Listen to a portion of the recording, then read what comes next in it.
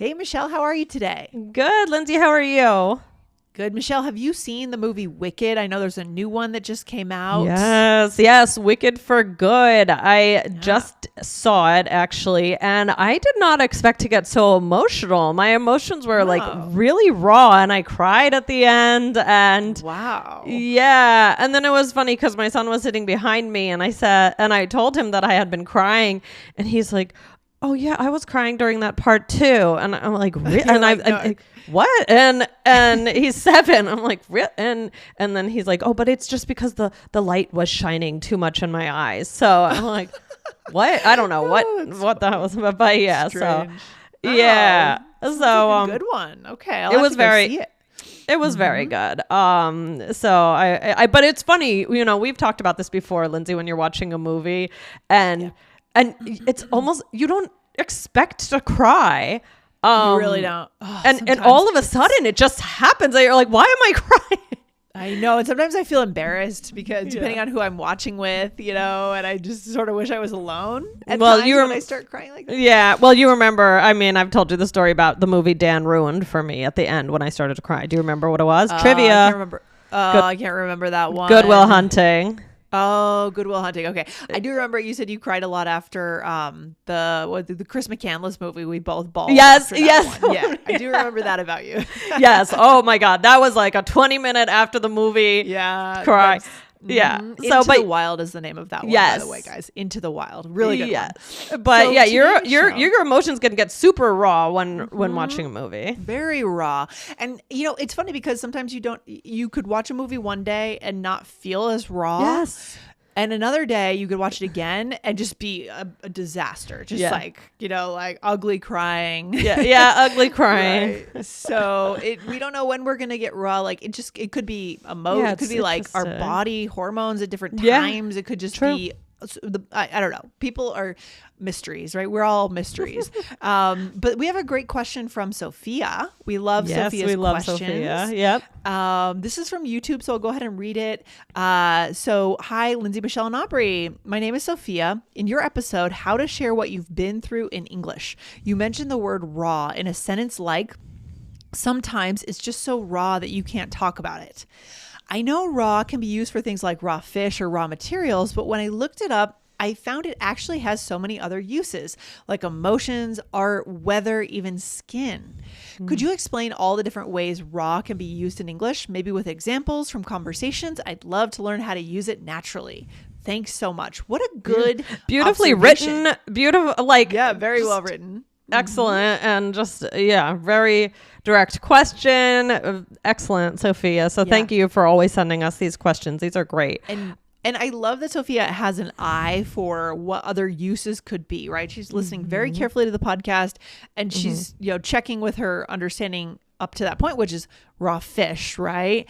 But then maybe it could be used for other things. And let's get into this. I love that. Let's do it. So great question. So again, raw can be used in many ways. So Sophia is absolutely right. So we're going to go over these today.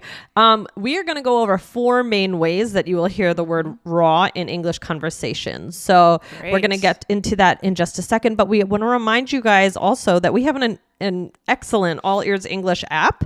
We do. Yeah, it's amazing, and it's on for Android and iPhone, so you can get it on any of those platforms. And this app, tell us about it, Lindsay.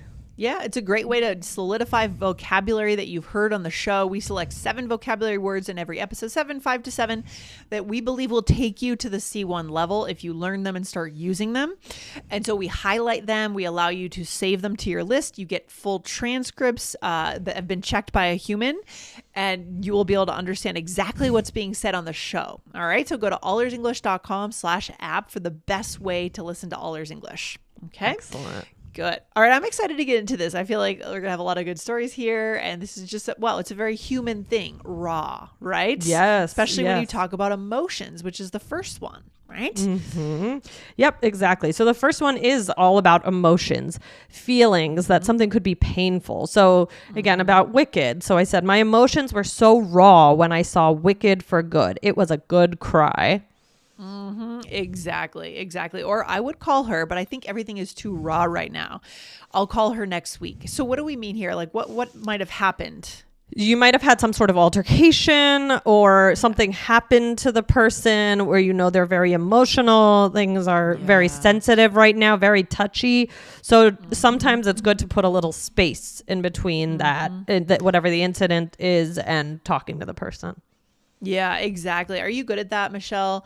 Having a sense of timing, like when you should actually talk to someone who might have, like if someone's just passed away, let's say, that's the hardest example. Someone's just lost someone. Yeah. Do you feel like you're good at judging when to try to talk with them? Yeah. And help them? I think so. I think so. I tend to have a pretty good sense about that, although it's never easy to know what to say when someone has a close person pass away, so it's always tough. But no, I mean, I think I have a pretty good sense of that timing. What about you? I think I'm pretty good, but it's easier when I'm around the person. It's hard when you're not having contact. Maybe they live somewhere else and you can't really witness how they're experiencing it, right? Yeah, for sure. Definitely. So that's a very human one. And then Michelle, what's the second way we use raw? Yeah, well, this one is the one you Sophia was also referring to, which is regarding food. So uncooked food. So, for example, I cook mostly vegetarian at home because I don't like handling raw meat. And that's actually true for me. Me too. I don't like touching it. I don't like I don't like having to I get nervous about the surfaces. I know. Yeah. I'm like paranoid. I mean, I will if I have to. If it's ground meat, that's better because you just kind of pop it out into the pan. Yeah. But even salmon, I mean, I'll do salmon. I just don't like handling those things. Yeah. I worry about the chicken with the salmonella. Yes. You could get all that stuff. It's true. It's kind of, you have to be really organized. I don't really cook meat at home either for that reason. Yeah. Oh, that's funny. Yeah. And here's another sample, guys. My dad won't eat raw fish, so order him something else. Does everyone in your family eat sushi, like raw fish? Is everyone okay with that? No, this is actually true about my dad. Oh, this is your dad. yeah, this is my dad. We got he's just we went with so my son loves sushi, so for his birthday my parents were here and we took them to a sushi place, and my mom will try some sushi, but they've never really not into it. They never really crossed over into sushi fans, so they usually eat other things. But the thing is, they wanted to get, they had like noodle, they had other options like different soups or ramen. It was like a lot of different options, but unfortunately their soup, like their boiler or something, wasn't working, so they didn't even have those options. So we were all like, oh no. It was just raw fish. Yeah. So but my dad found they had some things with meat, and I don't know. He was able to find, so they even had like they had made these like fish tacos with like this seaweed on. What's your favorite kind of sushi? Ooh, when I go to sushi, I really like to order the unagi, the eel. It's so yummy, but sometimes I like it not even, I think technically it's not even sushi. If you go to like an eel restaurant where you can get a full meal, our Japanese listeners will know what I'm talking about, a full plate of the eel with the sauce. I love that. It's so good. Oh my gosh, it's amazing. What about you? What's your favorite sushi? I like anything with mango. I like when there's like, yes, I do, Dan. I like, if there's a roll that it's like salmon, mango, avocado, or something like that. I like when there's something fruity. Okay, that's fair. I don't know. Love that. Interesting. All right. Okay, Michelle, we are back. So there's a third way that we use raw. What would it be, Michelle? Yeah, so this one means basically natural or unchanged. So this is where raw materials come in. So that would be something like metal, wood. So just not changed yet. So she sent me the raw footage from the wedding. So now we have to go through and do our edits. Yep, that's a great example. Sometimes when I film a video for our website, I will film the video, and then when I import the video, I'll label it, whatever the video is, and then raw in capital letters for myself, so I know it hasn't been edited yet. Like it's not ready to be uploaded into our video program, right? Yeah. So it's a very common word a functional word we might use if we're working with materials, as you said. Or I have the raw data. We have to make sense of it and put together the report now. Right. Mm-hmm. Exactly. Yep. Lindsay, did you have a videographer at your wedding? We had a photographer, not a videographer. So we don't have any video, but we do have lots of great photos. That's what we just decided not to do the video. A lot of people decide not to do it. Yeah. I have the video, and of course I never watch it. So yeah, right. But did you have a photographer as well? Yes. Or just a yes. But I did not like the photographer, and yeah. That's all right. It's okay. Yeah, it's a lot of pressure being a wedding photographer. I mean, gosh, you only have one shot, literally. No pun intended. That's funny. So let's do one more way. So Sophia also brought this up. So this is more of the physical way. So sensitive, something hurts. And Sophia brought up something, this is commonly used with skin, right? Yes. Your skin can actually be raw. So here's an example. Do you have chapstick? My lips are completely raw. Exactly. Or I got a burn on my thumb from the oven yesterday and it's still raw. Ouch. Or sometimes if marathon runners will run, like their legs will rub together, so they have to get a special kind of cream so it doesn't get raw and cause like an abrasion. If you're running a marathon, you could have major issues with that, right? I'm sure some of our listeners who run a lot will know what I'm talking about. So anytime that there's, would you say like, is it like repeated friction? Well, it could be friction or just like the weather, like dry. I mean, even now, like I'm noticing my lips are getting to being that stage where I need chapstick all the time. And I hate that. What does your skin get very dry in the winter in Denver? Oh, Michelle, it's terrible. Really? It's so dry here. You would never survive. I mean, I really miss the East Coast sometimes because I grew up there and I love going back there because I almost don't even need skin cream. I still use it, but I almost don't need it. Out here, it's like 3 times a day I have to apply skin cream. It's crazy. Wow. Yeah, it's wild. Yeah. Anyway, so this is a lot of ways to use raw. Let's put it all together, shall we? Okay, here we go. So here we are, friends cooking a meal together. Cool. Okay. Careful with that chicken. I think it's still a little raw. Oh, okay. Thanks. So did you talk to Ruth? No, not yet. I think the whole situation is still a little raw. So I'm going to wait a few more days. That makes sense. I saw the raw email you sent me of what happened. Yikes. Yeah. Hold on. I need some chapstick. My lips are so raw this time of year. Oh, mine too. Okay. Right. So again, we're not going to use it over and over like that, but Right. So the first use of it is the chicken, right? This is our fears, the chicken. And that's the other thing. That's the other thing that I hate about it, Lindsay, is not only the surfaces, but to make sure that it's finished.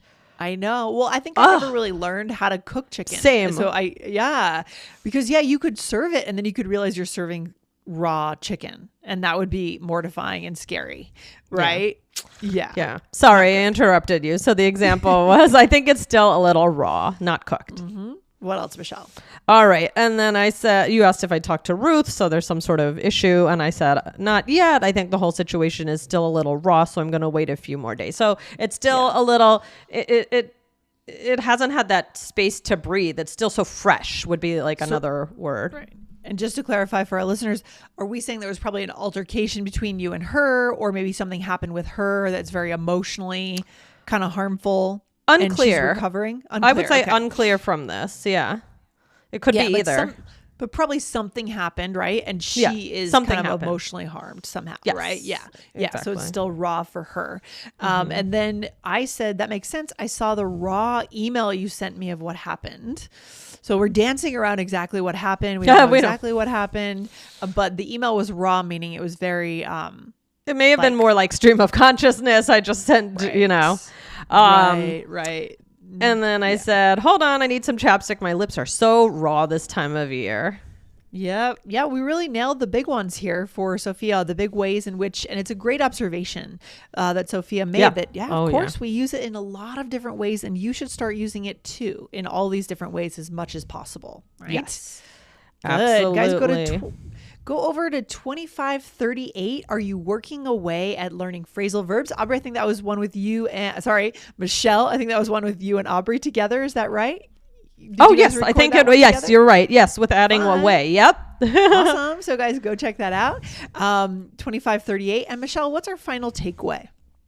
Yeah, these are all really useful. It's very common You'll hear it all the time. So it is smart that Sophia asked about the difference, because there's not just 1, 2, or even 3 meanings. And there are even more than I covered on this episode that you could use. So listen out for the context, try 1 or 2 at a time.